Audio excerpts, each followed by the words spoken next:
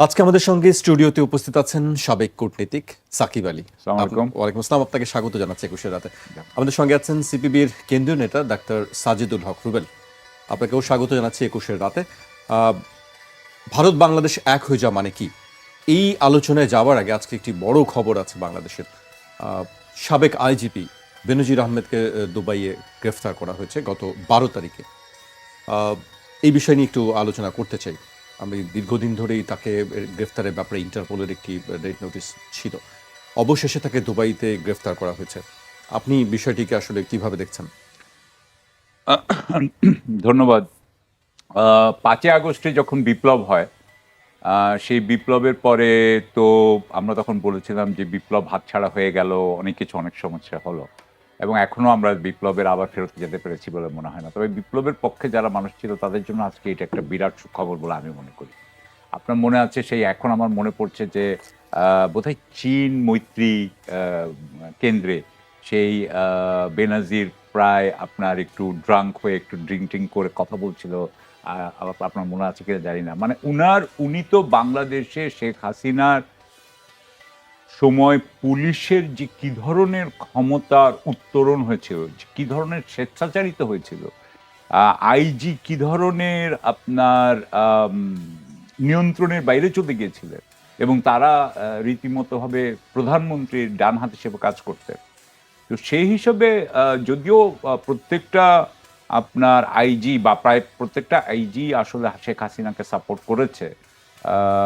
এইখানে একটা করি যে ২০১৮ ইলেকশন বলা হয় জাবেদ পাটোয়ারি সাহেব, তিনি এটা সাজিয়েছিলেন। পরে উনি বোধহয় সৌদি আরবে আমাদের অ্যাম্বাসেডর হন। তারপরে শহীদুল হক সাহেব যিনি ছিলেন, তিনি তো এখনো জেলে আছেন। তবে এদের মধ্যে বেনাজির আহমেদের মতো এত বেশি অত্যাচারী, এত বেশি স্বেচ্ছাচারী, এত বেশি অন্ধ আপনার আওয়ামী লীগ প্রেমী আর তো কেউ ছিল না। এমনকি শেখ হাসিনা চলে যাওয়ার পরে ততক্ষণে উনি বোধহয় রিটায়ার্ড হয়ে গেছেন। আমার মনে আছে উনি তখন অস্ট্রেলিয়া সহ বিভিন্ন জায়গায় উনি যাচ্ছিলেন এবং উনি তখন সেখানে এই বিপ্লবের বিরুদ্ধে বাংলাদেশে যাতে আবার শেখ হাসিনাকে আনা যায় সেটার জন্য কিন্তু অর্গানাইজিং চেষ্টা করছিলেন। হ্যাঁ, নানান জায়গায় ডিনার করছিলেন, নানান জায়গায় করছিলেন। সুতরাং সেই হিসাবে ১২ তারিখে উনাকে ধরা হয়েছে, এটা আমাদের জন্য অত্যন্ত ভালো খবর। আমরা চাই যে উনাকে তাড়াতাড়ি প্রত্যর্পণ করা হোক বাংলাদেশে এবং তারপরে আমরা যেটা করতে চাই সেটা হচ্ছে যে উনাকে ন্যায় বিচারের সামনাসামনি করা উচিত এবং আমাদের আসলে যেটা বের করা, আমি এই ব্যাপারে খুব আমি এটাকে ইম্পর্টেন্স দিই, গুরুত্ব দিই।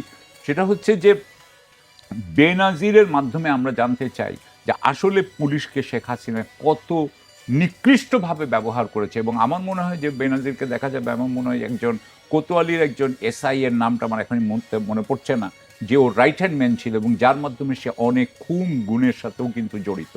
সো খুন গুণ আপনার জমি দখল এগুলো তো ছিল, তো খুন গুণ এগুলো করা, এগুলোর যাতে বিচার হয় এবং সে কিভাবে শেখ হাসিনার পক্ষে কাজ করতো সেগুলো আমাদের জানার দরকার।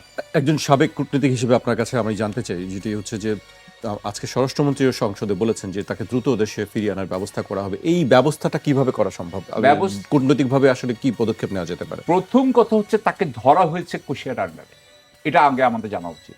তার মানে আমি ধরে নিব যে একটা ধরনের ইন্টারন্যাশনাল রেড অ্যালার্ট ছিল বা রেড নোটিশ বলা হয় ওই ইন্টারপোলে।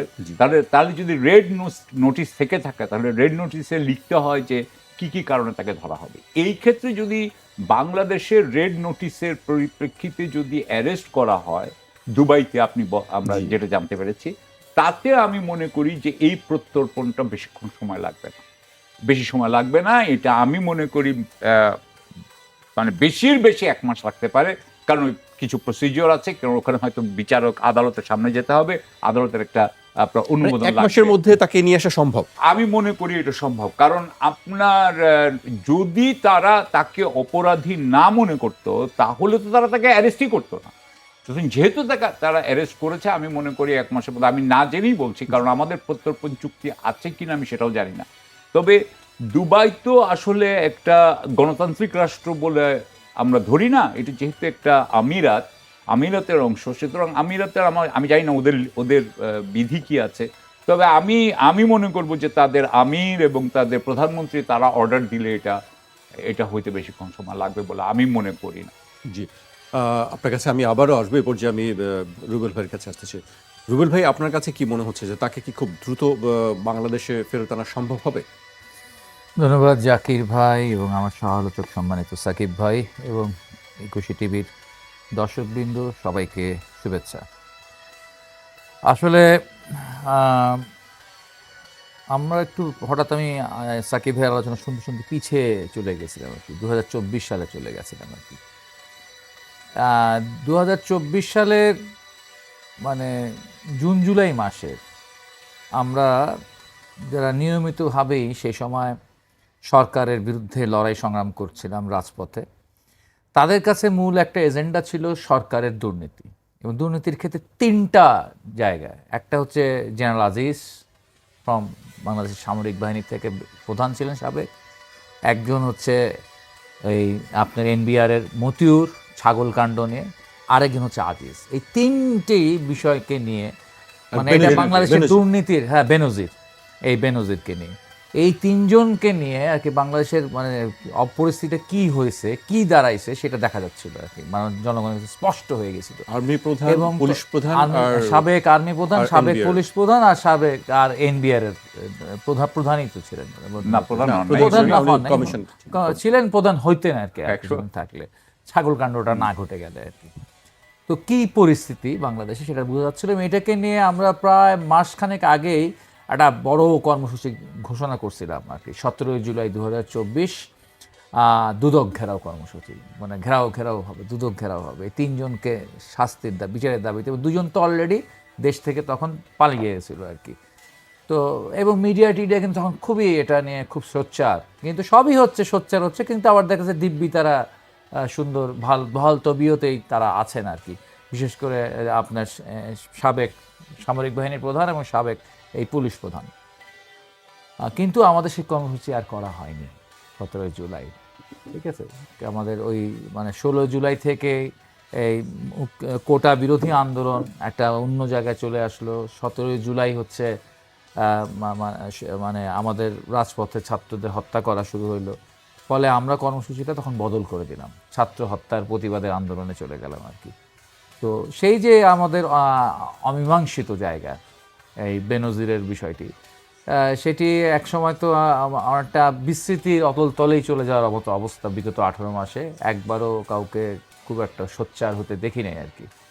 আমরা বলতাম যে এই জায়গায় যায় হচ্ছে মানে পলিটিক্যাল লিডারশিপ যারা ছিল তারা সাথে সাথে যে দেশের বাইরে চলে গেছে, এবং তার যারা হচ্ছে আসলে শর্টটা নিয়ে চলে গেছে, শর্টটা খেয়ে ফেলছে আর কি, তাদের মধ্যে অন্যতম, এবং যারা এই খুন, এই যে গুম, এই যে বিনা বিচারে আটক এবং হত্যাকাণ্ড, বিচার বহির্ভূত যে হত্যাকাণ্ড, এই সমস্ত পিছনের যারা কারিগর, তাদেরকে হচ্ছে আমরা ধরতেই পারলাম না, হাতের থেকে বেড়ে উড়ে গেল।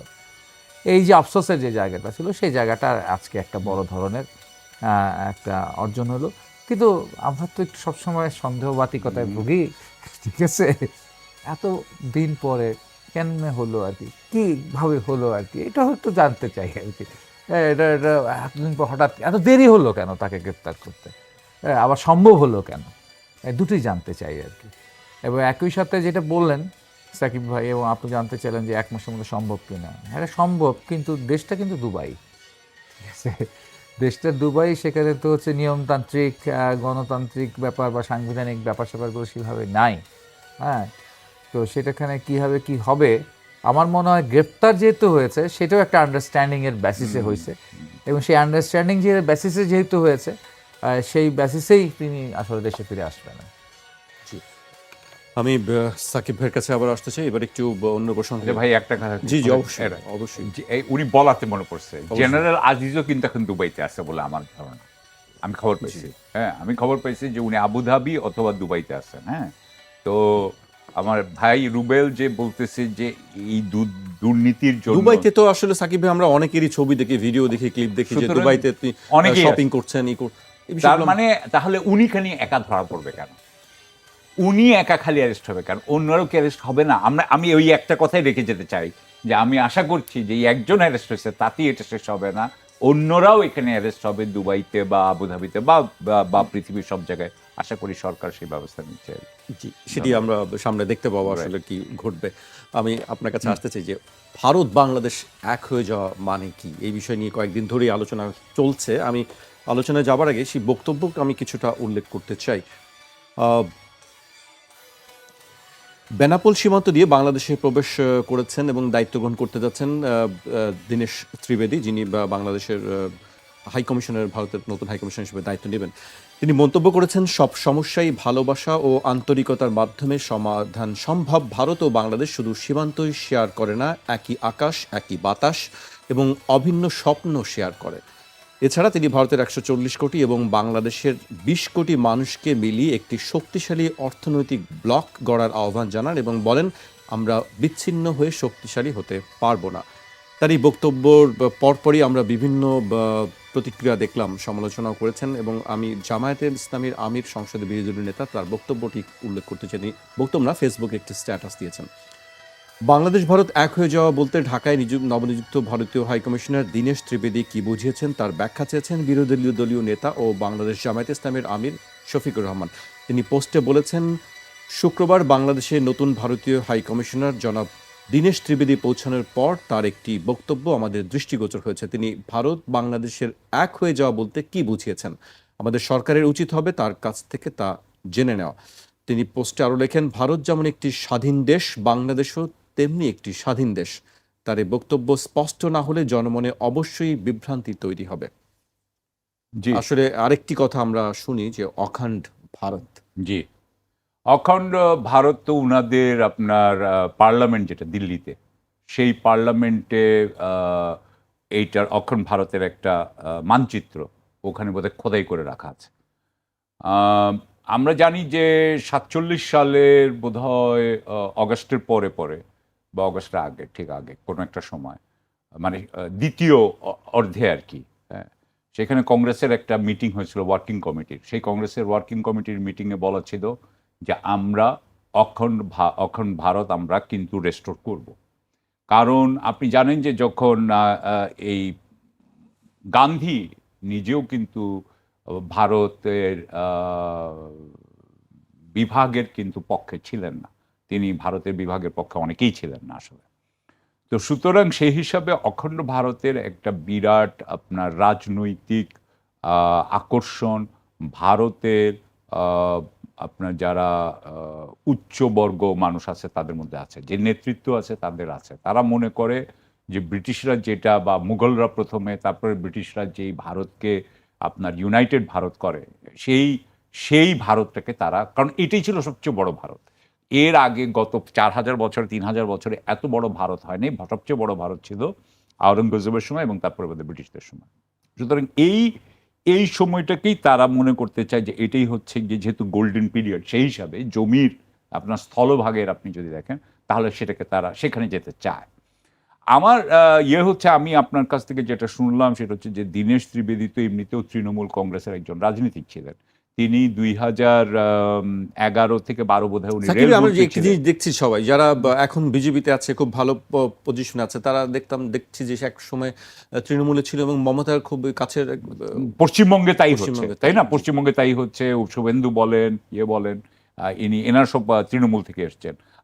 আসামে বোধহয় হেমন্ত শর্মা এসছে কংগ্রেস থেকে। হ্যাঁ, তো এরকম তারা অন্যান্য কংগ্রেস এবং তৃণমূল কংগ্রেস এবং অন্যান্য দল থেকেই তারা নিয়ে এসছে। তা আমি যে কথাটা বলতে চাই সেটা হচ্ছে যে উনার কথা কিন্তু আমার কাছে খুব একটা খারাপ মনে হয়নি। অবশ্যই আমরা অখণ্ড ভারতে আমরা আমাদের সার্বভৌমত্ব ধরে রাখতে চাই, এই ব্যাপারে আমাদের এই ব্যাপারে আপোস করার কোনো জায়গা নাই এবং আমরা করবও না। কিন্তু উনি যদি বলেন যে হ্যাঁ আমাদের মধ্যে অনেক কিছু কমন আছে, আমাদের ভাষা এক, আমাদের আকাশ এক, পৃথিবীর সবারই আকাশ এক, হ্যাঁ, তো সেই হিসাবে কিন্তু তারপরেও তো যুদ্ধ হয়। তিনি বলছেন আমাদের স্বপ্নও এক, আমি অভিন্ন স্বপ্নটাকে আমি বুঝতে চাই। উনার স্বপ্ন কি আর আমার স্বপ্ন কি? আসলে আমরা কিন্তু এগুলো ঠিক করি নাই। আমার স্বপ্ন হচ্ছে আমার সার্বভৌমত্ব রাখা। এটা আমার একটা সবচেয়ে বড় স্বপ্ন, ধরেন যদি সার্বভৌমত্ব রাখা হয়। আর ভারতের স্বপ্নের সাথে বাংলাদেশের স্বপ্ন কিভাবে এক হবে এটা আমি জানি না। আমার বিষয়টা হচ্ছে যে আমি যেটা বলতে চাই যে আপনার সাথে আমি সবচেয়ে ভালো সম্পর্ক করতে চাই। আমি ভারতের সাথে সবচেয়ে ভালো সম্পর্ক করতে চাই।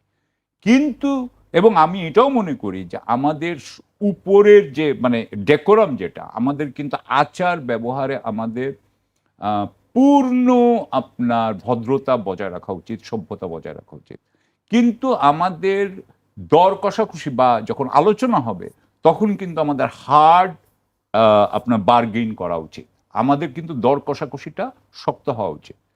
আমার কথা হচ্ছে যে আমরা আসলে ভালো সম্পর্ক চাই, আমরা আন্তরিক সম্পর্ক চাই, কিন্তু আমি আমার মতে বলতে পারি, আমি আপনার কথা কিন্তু আমি আমার মতে বলতে পারি যে আপনি পানির ব্যাপার বলেন, সীমান্তের ব্যাপার বলেন, বাণিজ্যর ব্যাপার বলেন এবং প্রতিরক্ষা বা আপনি নিরাপত্তার কথা বলেন, আমি কোনো জায়গাতেই ভারতের আন্তরিকতার ব্যাপারে আমার কিছু প্রশ্ন আছে এবং সেই প্রশ্নগুলো আমি আশা করি দীনেশ ত্রিবেদী সাহেব আমাদের এগুলো সেটেল করবেন।